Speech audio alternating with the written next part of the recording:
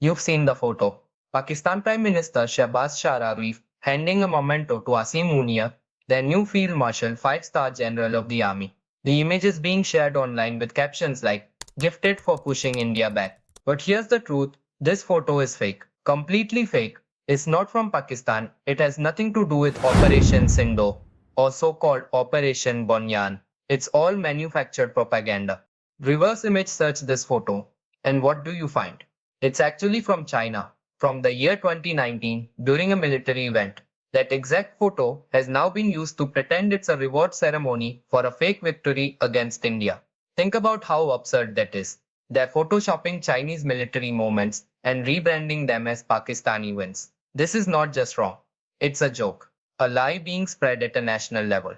Now imagine this. If India had done something like this, used the fake photo to claim victory over a neighbor, how would the world react? You'd see 20 articles in New York Times, BBC, and Washington Post. But when Pakistan does it, everyone's silent. No one cares. That's why this kind of fake information warfare is so dangerous. Lies spread fast and no one calls them out, especially if it's coming from a country like Pakistan. This isn't the first time, by the way. Pakistan has a habit of spreading fake news. Remember Ishaq Dar, their deputy prime minister? He stood in parliament and proudly quoted an article that said, Pakistan Air Force is the undisputed king of the sky. Sounds fancy, right? Except that article was never written. It was completely fake, AI generated, not from Daily Telegraph, not from anywhere real. The so-called article even ends with Alhamdulillah. That's your first red flag. Western news doesn't write military praise pieces and end them with religious phrases. And yet, their leaders use this fake story like it was gospel truth in front of the entire country. And again, international media just ignored it. No outrage, no investigation. This is how fake news slowly becomes accepted truth.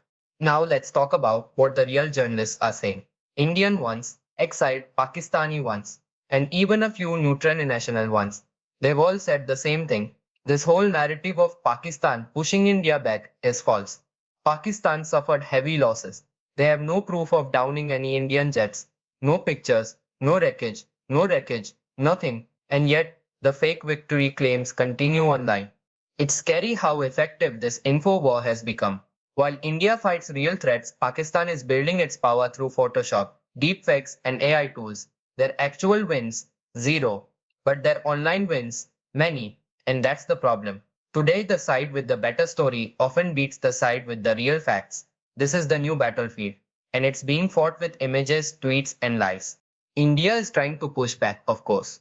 Leaders like Shashi Tharoor have been sent abroad to the US, for example, to tell the real story. Dr. Sajay Shankar recently wrote a full piece in German explaining how fake Pakistan's narrative really is. That article is now doing rounds in Europe. But let's be honest, this effort needs to be bigger, faster, louder, or it won't be enough. Because here's the big twist. Pakistan isn't alone in this. China is helping, heavily. Many experts say these fake images are coming straight out of Beijing's misinformation factory. They're polished, well crafted, and given to Pakistan for global sharing. Some might have even come with full instruction manuals, how to use, where to post, and what hashtags to add. That's how deep the game goes. And if you think this fake news stops with Asia, you're wrong. Even YouTubers from Russia or Slavic countries are spreading these lies. I saw one guy claiming India lost big, but all his so-called evidence just copy-pasted from Pakistan Air Force briefings, no satellite proof, no real facts, just recycled claims, passed off as independent analysis. It's pure misinformation. And it gets worse. Russia Today, the state-run media, recently tweeted that Indonesia was cancelling its Rafale jet deal because those jets performed badly against Pakistan. Again, complete lie. No such deal was cancelled. No such performance issue exists. Rafales have done their job. But this lie still got thousands of shares. That's the problem with propaganda. It spreads faster than facts. Why would Russia say this? Simple. They want to sell their Su-57 jets to India. So they need Rafale to look bad. This isn't about facts. It's about business. They're attacking India's gear not because it failed, but because it's not Russian made. So once again, India gets caught between Pakistan's lies, Russia's sales pitch, and China's propaganda machine. That's a tough spot to be in. Facts. So what do we do? One thing's clear, India cannot fight this alone. We need an information warfare alliance. Countries that face the same threat from fake news, India, Japan, Taiwan, Vietnam, should join forces.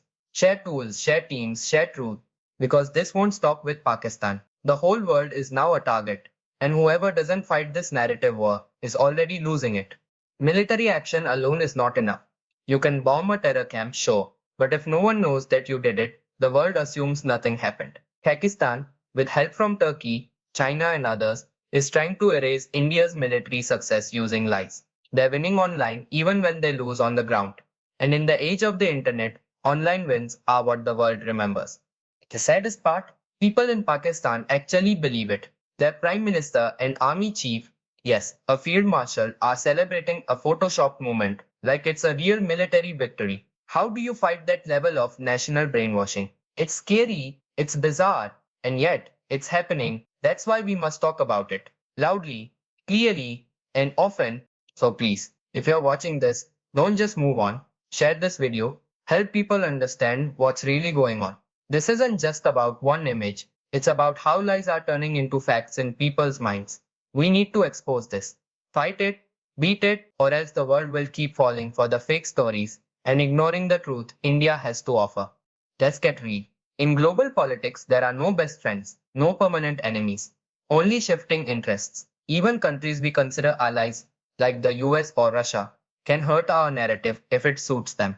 That's why India must build and protect its own voice, its own platform, or others will speak for us, and they won't speak the truth. Wars are no longer just about missiles and tanks.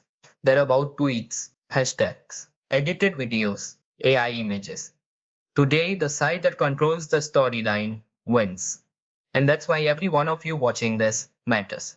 As you're not just an audience, you're a soldier in this narrative war. So stay sharp, stay loud, and always, always speak the truth.